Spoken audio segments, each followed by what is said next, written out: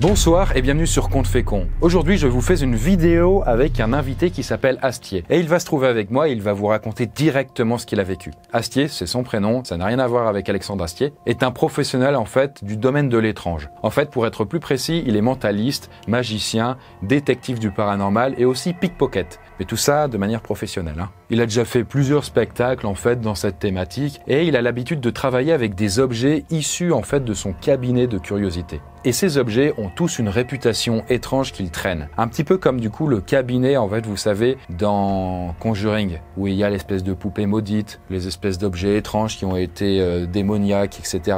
Lui c'est pareil mais en vrai. Et donc là, en ma compagnie, il va vous raconter quelques histoires alors qu'il était en train d'enquêter sur des phénomènes qui étaient peut-être paranormaux.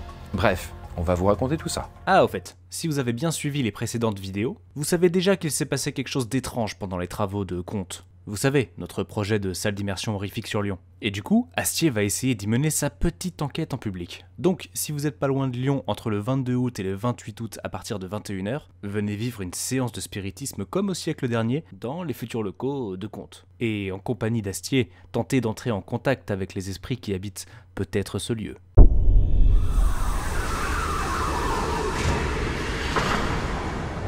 Et bien voilà, je vous retrouve donc du coup avec Astier. Bonjour Astier. Bonjour. Qui es-tu? Tu peux te présenter? Je m'appelle Astier, je suis magicien, mentaliste et pickpocket. J'ai travaillé sur Jack l'Éventreur, j'ai récupéré quelques objets aussi durant la création du spectacle. J'ai 2 spectacles qui s'appellent Cabinet de Curiosité et le deuxième s'appelle très originalement Cabinet de Curiosité 2.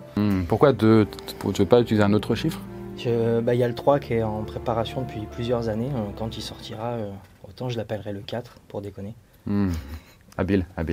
Quand j'ai monté le premier spectacle, Cabinet de Curiosité, j'étais parti dans l'idée de créer, pour les besoins scénaristiques du spectacle, une société fictive qui s'appelait Astier Industries. Société fictive dans laquelle j'étais détective consultant occulte, une sorte de mix entre Sherlock Holmes et Ghostbusters. C'était fictif au début, mais c'est vite devenu réalité parce qu'il y a réellement des gens qui m'ont contacté justement pour aller enquêter sur des phénomènes bizarres qui se passaient chez eux, ou pour me confier des objets qui étaient également un peu bizarres ou avec lesquels il s'était passé des choses étranges. Les histoires dont tu vas nous parler, en fait, elles viennent en fait de tes enquêtes, c'est ça? Ouais, des missions de consulting que j'ai effectuées. J'ai arrêté aujourd'hui parce que j'ai le spectacle qui me prend trop de temps et puis il y a beaucoup de gens qui le prenaient mal dès qu'on trouvait des explications rationnelles au truc. Ils n'aimaient pas du tout ça et il fallait que ce soit dans leur croyance à eux et que les gens ont besoin de croire aussi et forcément ça peut amener à rester très droit dans ses idées, même si on prouve par A plus B que ça fonctionne de telle ou telle manière. Il y a des gens qui refusent.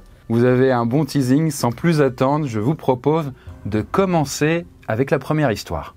Alors pour cette première histoire, en fait, Astier, du coup, tu m'as dit que c'était parmi tes premières enquêtes paranormales, on va dire, et c'est une femme qui t'a contacté puisque les murs de sa maison saignaient, c'est ça? C'est ça, c'était en 2014. Je venais tout juste de monter Astier Industries, justement. J'avais fait à peine quelques représentations, je connaissais tout juste à communiquer sur la partie enquête occulte. Et j'habitais à Toulon à l'époque, et cette dame était dans les abords de Toulon. C'était un petit village rural assez calme à une dizaine de minutes de Toulon. Elle habitait dans une assez ancienne maison qu'elle avait héritée de ses parents, qui eux-mêmes l'avaient héritée de leurs parents. Et il s'avère qu'au premier étage de cette maison, il y a un mur qui de temps en temps se mettait à saigner. Donc je me rends sur place, ne sachant pas si j'allais pouvoir assister au phénomène, puisque le souci c'est que ça se manifestait de manière très aléatoire en fait. Il fallait que je prenne un peu le temps d'interviewer un peu la dame. J'avais plusieurs questions à lui poser. Il s'avère qu'au bout de 1 ou 2 heures, on est monté à l'étage, on a attendu un petit peu, j'ai commencé à faire des photos du mur de base, et peut-être un quart d'heure après ça, on a vu que ça commençait à couler du mur. C'est pas liquide comme de l'eau, mais c'était un truc assez épais. Rouge très foncé et ça coulait vraiment une espèce de... Vraiment ça faisait, il n'y a pas d'autre mot, ça faisait trucage de film d'un mur qui saigne. Est-ce que tu as eu le bon goût de mettre ta langue justement? Non. Est-ce que la femme paraissait étrange en elle-même sinon? Non, elle était très gentille, elle avait pas l'air bizarre, elle avait l'air surtout en panique, très effrayée par ce qui se passait. Elle avait peur que ce soit un truc lié à un contexte un peu familial, vu que c'était une vieille maison héritée de la famille et tout. Alors j'ai pas goûter. Pourquoi faire? On a quand même prélevé quelques échantillons. On a fait plusieurs recherches. Il a fallu recouper avec les plans du cadastre. Il faut travailler avec la mairie. Il faut travailler avec pas mal d'organismes comme ça. Pourquoi il faut travailler avec ces différentes...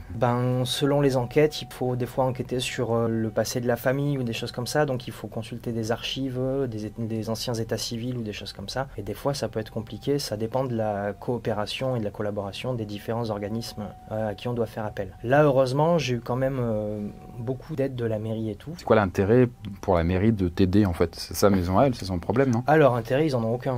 C'est pour ça qu'il y en a plein qui m'ont envoyé promener en me disant on n'a pas que ça à faire. Et pourquoi cette mairie-là, elle t'a aidé alors? Je sais pas, parce qu'ils étaient gentils. Ah ok, c'est juste ça, ok. Donc du coup, tu vois son mur qui semble couler du sang. À ce moment-là, toi, c'est quoi ta réaction quand tu vois ça?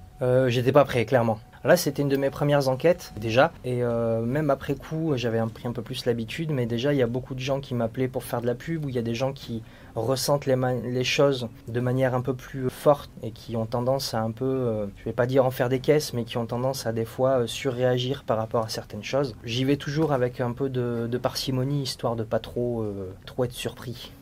Moi, j'ai quand même été surpris. J'ai eu des consultations pour des lieux qui accueillaient du public, des restaurants ou des hôtels ou ce genre de choses. Il y a eu beaucoup de fois où c'était du fake, où c'était plus un espèce de coup de com' qu'ils essayaient de faire sur leur lieu, histoire de faire un peu de pub. Et au final, on a réussi à trouver ce qui se passait dans la maison. C'était pas une nappe phréatique, mais sous la maison, il y a une cuve naturelle qui s'était formée dans la roche. C'était de la roche en dur, ils avaient dû casser ça, c'était pas de la terre ou quoi, mais en fait, dans la roche, il y a une espèce de cavité qui s'était formée avec le temps.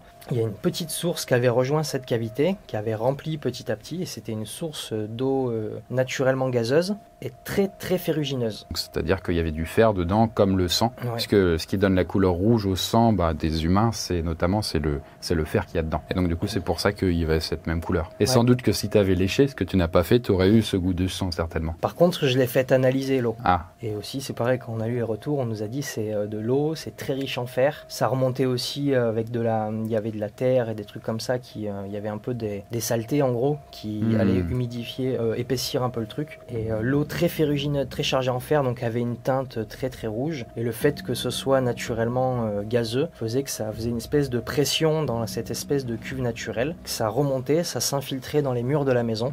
Ça avait remonté petit à petit et ça sortait par les murs. Et du coup, pourquoi c'était toutes les 2-3 jours ou des moments précis, pas constamment? En recoupant un peu avec la météo et ce genre de choses, on s'est rendu compte que dès qu'il y avait par exemple de la pluie ou des choses comme ça, un peu d'humidité, ça devait sûrement engorger un peu plus d'eau et faire remonter le truc. Et donc du coup, une fois que tu as découvert ça, tu lui as dit la raison, comment elle l'a pris? Au début, pas très bien. Ah bon, pourquoi? Parce qu'il y a beaucoup de gens qui ont besoin de croire au paranormal et qui veulent absolument une explication paranormale. Donc elle acceptait pas trop cette vérité-là. Elle a tenu à ce qu'on fasse des petits rituels entre guillemets de purification. Et il a fallu que je prenne le temps de bien discuter avec elle, qu'on puisse faire venir des experts aussi, qui ont attesté qu'il y avait bien une source d'eau et compagnie, qui ont cassé un des murs d'ailleurs, juste en lui expliquant bon on a trouvé, ça vient de là, elle était pas trop d'accord. Il a fallu intervenir des gens et tout pour qu'elle puisse accepter un peu cette vérité-là. Alors pour cette deuxième histoire, en fait, Astier, comme il fait régulièrement des spectacles, il faut savoir que y a des gens qui deviennent peu à peu fans et qui reviennent régulièrement.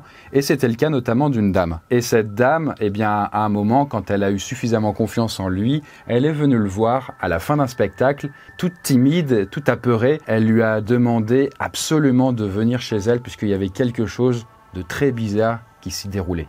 Effectivement, cette dame, ça faisait 1 an ou 2 qu'elle me suivait, qu'elle venait quasiment à tous les spectacles. Donc j'étais sur Marseille à l'époque, elle habitait sur Marseille elle aussi. Je la voyais très régulièrement, elle a osé venir me parler à la fin du spectacle et elle m'a dit « Est-ce que vous faites toujours les enquêtes ?» Je lui ai dit oui, elle m'a dit « Est-ce que vous pourriez venir chez moi ?» Je lui ai dit de m'en dire un peu plus et elle n'a pas voulu. En dépit du fait qu'ils savent que du coup, toi, t'es un prestidigitateur en fait, il n'y a pas de magie quoi derrière.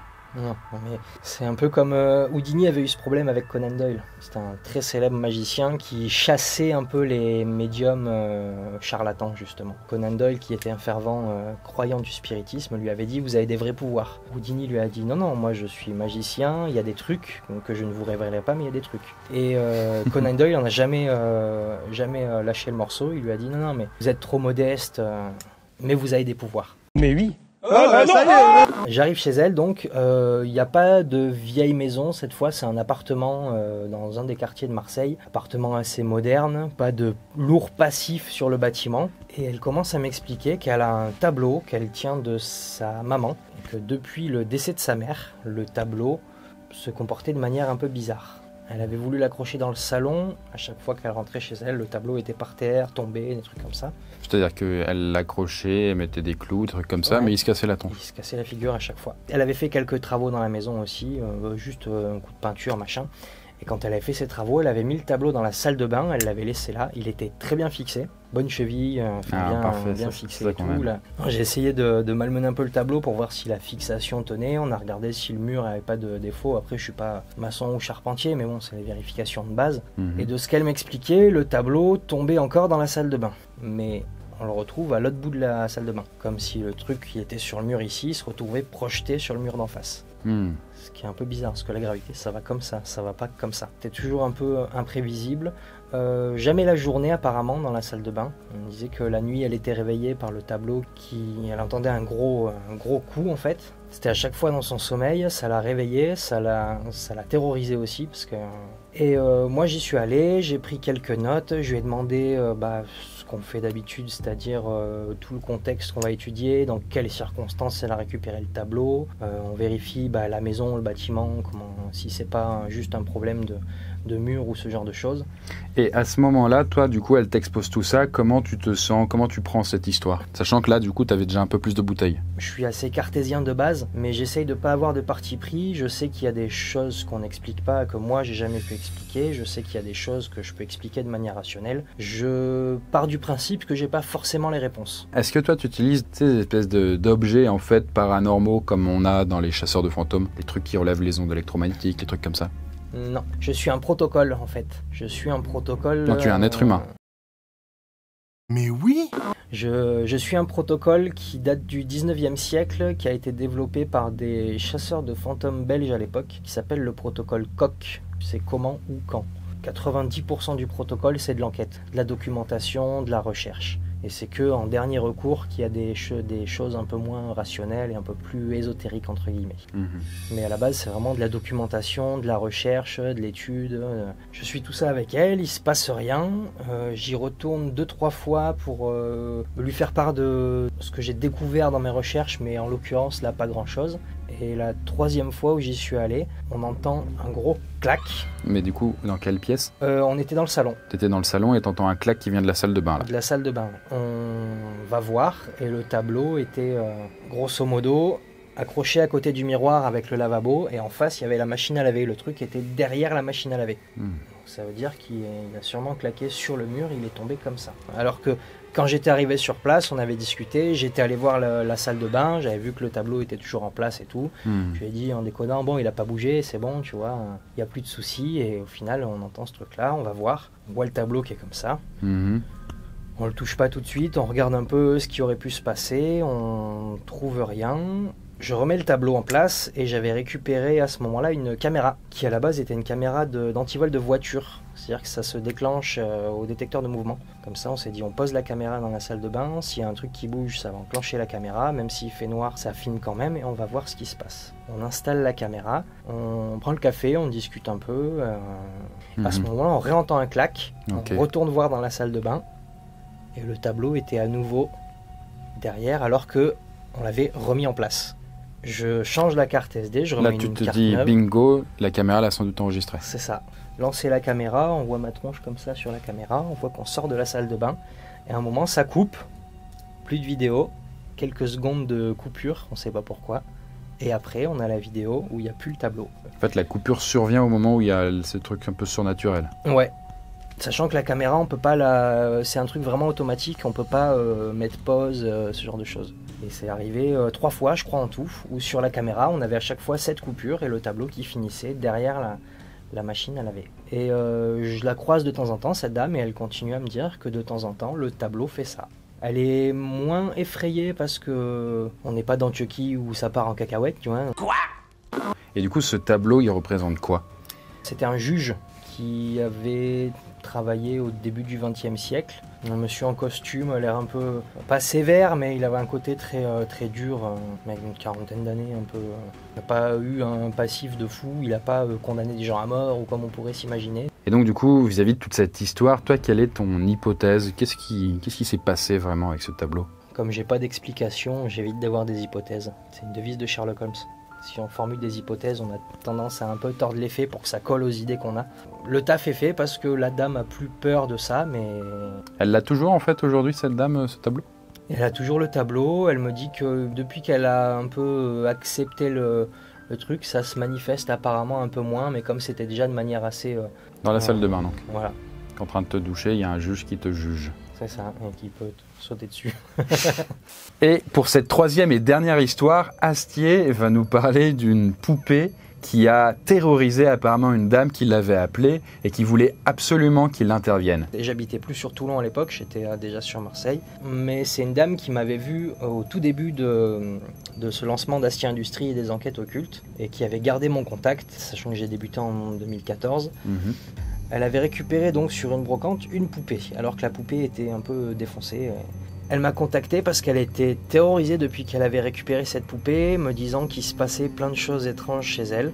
Et je l'ai sentie très paniquée au téléphone. Elle était assez âgée, elle avait 80 ou 82 ans. Ok. Elle vivait seule, elle collectionnait les poupées, donc elle avait récupéré la chambre d'un de ses anciens enfants où elle avait mis toute sa collection. Il faut savoir qu'elle avait un peu plus de 300 poupées. Waouh, ça doit être sympa comme Airbnb, ça. C'est souvent en fait des dames qui te contactent? Ça dépend des histoires, mais il y a quand même une majorité de femmes. C'est pas qu'elles sont plus ouvertes au paranormal, mais je pense qu'elles ont moins de soucis pour en parler. Bien, du coup, tu arrives sur place et là, du coup, elle habite où? Alors, elle habite dans un appartement en centre-ville de Toulon, au quartier de Pont-du-Lac. La dame est un peu bizarre parce que je sens qu'elle est pas en panique, mais pas loin, quoi. Tu sais, elle est un peu tout le temps à droite à gauche. On dirait qu'elle pense à 1 milliard de trucs en même temps. Elle sait pas où donner de la tête et tout. Et l'appartement bizarre, parce qu'en fait, d'après ses témoignages, il se passait plusieurs petites manifestations un peu bizarres qu'elle rattachait à la poupée. Donc, à titre d'exemple, des portes qu'elle fermait à clé qui se retrouvaient déverrouillées, que la télé s'allumait toute seule, elle finissait par débrancher la télé et la télé s'allumait en plein milieu de la nuit. Plein de petites choses comme ça, de phénomènes à la Paranormal Activity un peu. Sauf que je t'ai expliqué que la dame, elle avait 81 ou 82 ans à l'époque. Elle pensait qu'elle commençait à perdre la mémoire ou à devenir un peu gâteuse, ce qui était absolument pas le cas. Mais du coup, elle pensait ça, et c'est là que ça devient un peu bizarre, c'est que son appartement était couvert de post-it. Ok, toi, du coup, t'as peur des poupées de base? De base, non, mais là, quand même, j'étais pas très bien avec 300 poupées dans une piole. Mais c'est des poupées flippantes ou des poupées normales? Ouais, c'est des poupées, beaucoup de poupées normales, quelques-unes qui sont un peu anciennes et qui, du coup, comme elles sont un peu défoncées, elles font un peu plus film d'horreur, même sans être phobique des poupées. Hein, donc, on a l'impression qu'il y a 300 poupées qui nous regardent comme ça, c'est très très dérangeant. Mais même avec des poupées normales, il y en a beaucoup trop, en fait, pour que ce soit normal. Et les post-it, en fait, elle en avait mis partout dans le reste de la maison. En fait, comme il se passait des petits... d'après elle, des phénomènes paranormaux, qu'elle pensait perdre la boule, elle notait tout.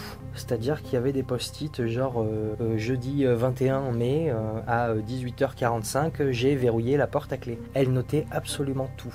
Je pense que c'était pas une histoire de conjurer le sort, c'était une histoire de vérifier qu'elle n'était pas en train de perdre la mémoire. Ah, ok. De ce qu'elle m'avait dit, sa mère à elle avait eu Alzheimer et avait vraiment perdu la boule sur la fin de sa vie. On essaie de retracer un peu l'historique de la poupée. On essaye de mettre en place un protocole de surveillance dans l'appartement. On n'a rien vu. Le truc, c'est que la dame, en fait, a voulu que je garde la poupée le temps de l'enquête parce qu'elle avait trop peur de la garder chez elle. Cette poupée ressemblait à quoi? Elle a les yeux bleus, elle est noir-vert sur la face parce qu'elle est à moitié crasseuse, elle a pris un incendie apparemment, et il y a de la peinture qui s'est écaillée aussi, donc il y a 2-3 endroits, je crois qu'il reste une tache de rose sur le cou, mais c'est le truc qui a été peint et toute la peinture s'est écaillée. Les vêtements sont rongés, sont brûlés par endroits, sont abîmés, un peu sales aussi. Au début, elle avait pensé lui refaire des vêtements parce qu'elle faisait aussi des vêtements pour les poupées. Elle pensait la retaper et comme il s'est passé des trucs dès qu'elle l'a récupéré, elle a eu peur de faire quoi que ce soit. D'accord. Et du coup, elle était sûre, elle, du coup, que c'était à cause de cette poupée que tous ces événements surnaturels sont apparus? Elle était persuadée que ça venait de la poupée. Moi, sur le protocole d'enquête, j'ai pas pu établir directement de lien sur la poupée. Déjà, j'ai pas constaté d'événements bizarres particuliers chez elle. Par contre, moi, j'avais repris contact avec elle par téléphone. Elle m'avait dit, y a plus rien. Depuis que vous avez récupéré la poupée, y a plus rien. Et cette poupée, qu'est-ce que t'en as fait, toi?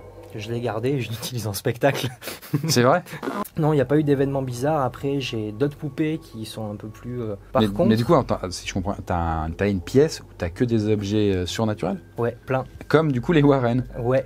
Mais eux, c'est des escrocs et pas toi. Moi, je suis un escroc sur la partie spectacle, mais c'est assumé, tu vois. Tu le dis, d'accord, oui. C'est du divertissement. Okay. J'utilise des trucs de magie pour faire de la mise en scène et tout, mais c'est du divertissement, c'est annoncé. Je suis illusionniste. Mais la notion illusionniste, il y a illusion dedans, il y a un côté un peu plus rationnel. Mais attends, c'est fou. Du coup, t'as jamais constaté de trucs étranges, toi, avec cette poupée? Pas avec elle.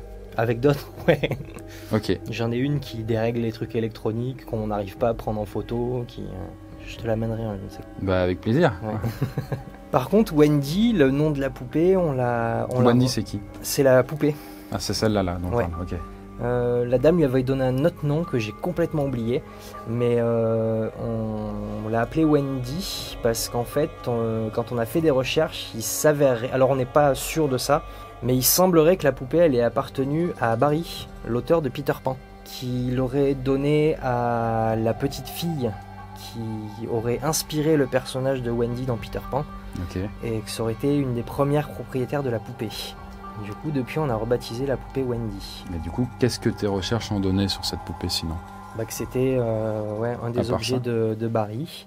Okay. Aucun événement bizarre. Après, j'ai aussi des objets, alors ça c'est plus de l'ordre de la croyance, j'ai des objets un peu creepy comme ça, mais j'ai aussi des objets un peu bénéfiques, tu vois. Donc on pourrait se dire qu'il y a aussi un espèce d'équilibre. J'ai du matériel d'exorciste, j'ai des chapelets. Ah oui, cette poupée tu l'as mis dans ta pièce avec tous les objets bizarres. Ouais, l'autre poupée que j'ai, Amélia par exemple, elle est entre 2 gros blocs de gros sel. On a fait quelques petits rituels de purification. Ah oui, ok. J'y crois pas, mais je me dis, écoute, ça coûte rien et... Ok. Pas vraiment d'explication sur cette histoire, surtout que c'est bizarre parce qu'à partir du moment où moi je l'ai récupéré, il s'est rien passé de bizarre et la dame m'a dit qu'il n'y avait plus aucun problème chez elle. D'accord. Mais est-ce qu'elle a arrêté de mettre des post-it, elle? Elle, ouais. Et alors j'ai pas de nouvelles depuis, c'était il y a un petit moment. Non, maintenant elle écrit directement sur les murs, ça va plus vite. J'avais eu l'occasion de repasser sur Toulon 1 ou 2 fois, j'avais pris de ses nouvelles et tout. Elle me demandait si... elle me dit la poupée va bien. J'ai dit oui, elle va bien, et c'est tout, tu vois. Bon bah voilà en tout cas pour ces 3 histoires que vous a raconté Astier. J'espère que cette nouvelle forme vous a intéressé et que ça vous a autant captivé que les anciennes. Faut savoir qu'Astier a encore plein d'autres histoires à nous raconter, donc si vous êtes à l'appel et que ça vous plaît, peut-être qu'il pourra repasser à d'autres occasions. Ce serait avec grand plaisir. Voilà. Je ramènerai des objets. Ah super, s'il se passe des choses étranges, du coup on vous le dira. Merci en tout cas Astier pour ta venue. Merci à toi de l'invitation, c'est un grand plaisir. Je te dis à très bientôt j'espère. À bientôt.